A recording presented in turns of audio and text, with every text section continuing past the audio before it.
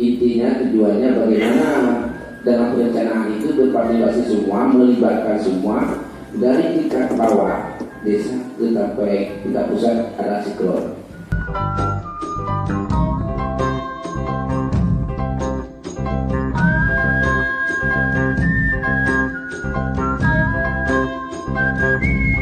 Saya sebagai ketik 2 periode merasa sekali RP ini waktu musyawarah kampung duduk kita satukan misi di kampung itulah.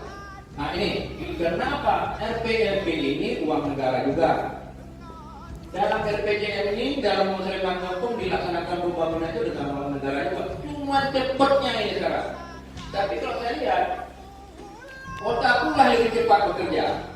Jadi dengan ada otakku itu bisa mengurangi bekerja pengangguran yang ada di kampung.